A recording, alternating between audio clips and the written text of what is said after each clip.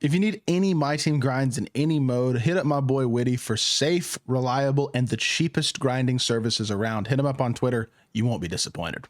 Yo, it is good YouTube. Welcome back to another JC2K video. In today's video, we're going to be going through and ranking all of the viable sweetness cards from worst to best here in NBA 2K25 My Team. By viable, I mean I'm going diamond and up because none of the cards below diamond are really worth using, but that does give us 15 cards from today's drop to rank if we are including Mitch Richmond and Michael Sweeting, who are the free reward card or Michael Sweetening, who are the free reward card and the exchange reward. So we're going to rank all 15 of those guys from worst to best in this video. But before we hop into it, if you haven't already, make sure you hit that subscribe button. Help me push towards the 40,000 subscriber mark on the channel. I upload every single day, multiple videos a day. Would really appreciate it if y'all do subscribe. Without further ado, let's hop right into it, and let's start off with number 15. I think the worst card that came out today personally is Pink Diamond Walt Frazier. He's 6'4" at PG, which isn't bad. He's got a decent three ball. He's not horrible as a slasher, and he's really, really good defensively, but his jumper's not very good, and he's not an elite level slasher. I just don't think offensively he's great. Defensively, he's very solid, will absolutely hold it down. If you wanted to have him a couple spots higher, I could see the argument for it, but the jumper isn't going to be good. It just never really is, and therefore I don't have particularly high hopes on Walt Frazier being a top tier card.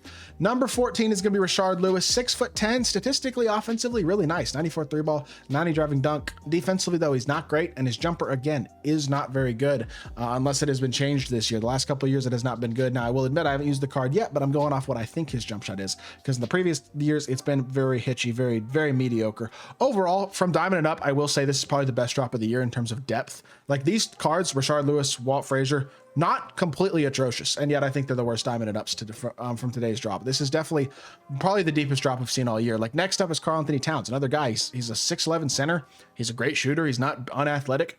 Defensively, he's got good block and interior. The perimeter stats aren't great. He's not super fast, but he's not slow. He can shoot the ball pretty well. He's solid enough defensively. He's a great rebounder, good finisher, like good card. Not a bad card at all. I just think on a drop this loaded, which this is a very loaded drop today. Again, Cat only goes at number 13 for me. Number 12, this Michael Sweetening card actually looks pretty good. I know he's only 6'8", but he can shoot the ball not amazing, but a 75 three ball will get the job done. He's athletic, 85 standing and driving dunk, a 90 block, 88 interior, 92 rebounding, 87 speed, which is really nice. I like that speed at the power forward position. Yes, he's a little undersized, but he's got a 7-foot wingspan. He's also 275 pounds, so he's gonna have a very bulky player build. Super high vert and strength, and 23 total badges, including some really solid defensive badges and things like that, as well as some real athleticism. Like overall, card looks good. He's also got D-Mitch base with a Derrick Rose upper on quick, so better jumper than Cat as well. Overall, I do think I'd take this card over Karl-Anthony Towns at the power forward position, so I got him at number 12. Number 11, gonna go with Diamond Clifford Robinson. This card, honestly, not bad. I mean, he's a 6'10". He's got great stats across the board. The problem with this card is his jumper's not very good. It's just kind of baited. Default big base and upper is not a very good jump shot. Otherwise, he's legitimately very good. He's got solid speed. He's a really good defender. He can shoot the ball decently. He's pretty athletic. Like overall, the card is solid. I just think the jumper's not great, and that does hold him back a little bit, but still, again, very viable, very solid budget card. This is, again, a very weak drop, or a very strong drop from today, so got to keep that in mind. Next up at number 10 is going to be Galaxy Opal Mitch Richmond, a card who is an elite level shooter with an incredible release, but he's not a great slasher. Defensively, he's honestly pretty mediocre, especially no interior really, and he doesn't have much by way of movement either. Incredible shooter, decent stats in some other areas, but not the defender or slasher or shot creator that I need him to be, and on the list this stacked, I can't put him higher than number 10.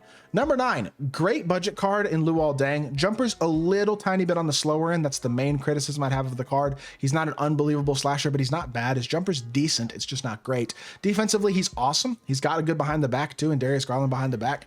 Movement wise, pretty solid for a small forward, and he's very good defensively. Again, from this point on, this is a very souped up list, and I think his jumper being a little bit on the slower end is enough to hold him back a little bit. And yes, that puts him all the way down at number 9. Number 8 is going to be Pink Diamond Zydrunas Ilgauskas. Awesome shooter. I mean, really good sniper.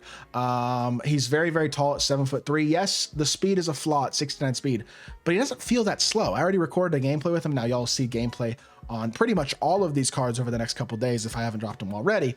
Every card that I talk about in this video, except for like maybe a couple of the Pink Diamonds and maybe Cliff Robinson, pretty much get gameplays on over the next like 3 days or so. So most all of these cards, I think everybody from this point on is going to have their own video. I think actually everybody in the top 10 at least has their own video. So Big Z, great shooter, really good interior defender. I understand the speed is low. I actually think he's a very viable option at this center position though, even though he has the low speed because of the size, because of the shooting, because of the interior ability. I think he's legitimately good.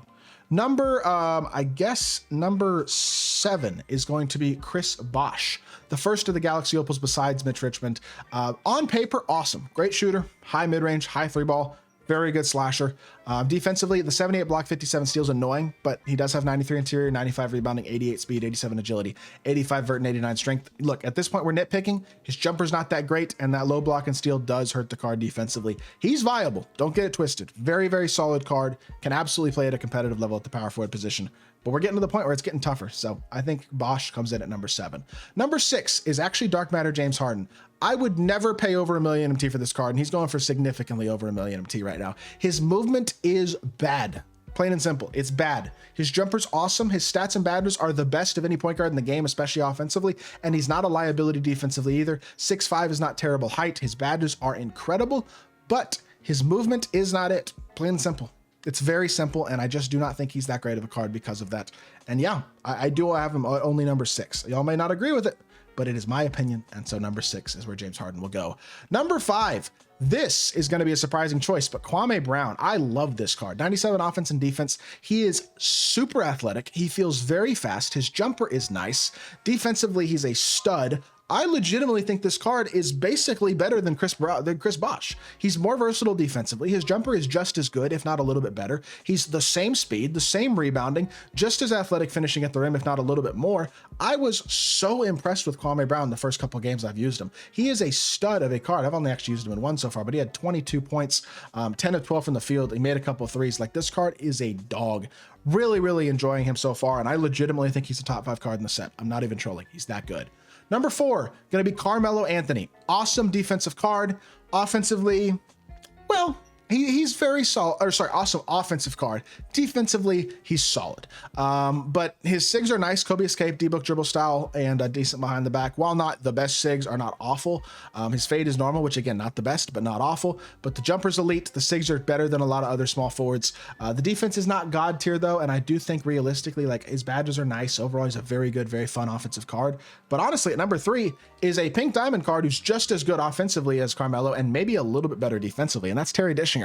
They're both 6'7". Terry's release is just as good, if not better. He's basically a Rudy Gay clone. He's a better slasher. Defensively, he's got higher stats across the board.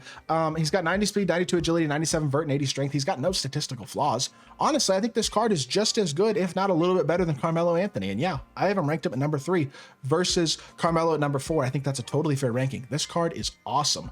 Number 2 is going to be Andre Kirilenko. Incredible defensive card. He's going for over 500 KMT right now, but if he slips in price, I might have to consider picking him up. Although I will say Terry, for his value at just over 100 KMT, is probably an even better value buy. But AK is just amazing defensively. He's also got De'Aaron Fox Escape, which is a very solid SIG offensively. Gives him kind of a go-to shot creation SIG, which really helps him out, that he's a legit threat on the offensive end of the court as well. Defensively, he's obviously an absolute menace, one of the best defensive cards in the game. But offensively, his jumper is elite, and his movement is a little bit better than I realized. Didn't realize he was that good on his diamond, but now that I'm used this opal, he is a monster. We'll have gameplay coming with this card tonight when y'all see this video. He is a really, really good card. Very, very impressed by Andre Kirilenko. The card is a monster. But I do believe the best card from today's drop is Galaxy Opal Tim Duncan. I think there is a very serious argument to be made that he is the best power forward in the game. At 6'11", his jumper is money. His defense is incredible. His finishing is dominant. His strength is huge as well, at that 97 strength, 87 speed, 97 block and interior. Honestly, what this card is a better Kwame Brown. That's what he is. Kwame's a monster. Tim Duncan is like the evolved, more badged, better overall version of the card. 17 base Hall of Fame badges, including pretty much every single important defensive badge in the game. The jumper is money. The finishing is dominant. He is just an incredible card, and I think there is a serious argument to be made that Tim Duncan is the best power forward in the game. He is an absolutely incredible card. I hope y'all did enjoy the video. If you did, make sure you hit that like button, leave a comment, and subscribe. I'll be back on more 2K content very, very soon, and I appreciate y'all. Peace.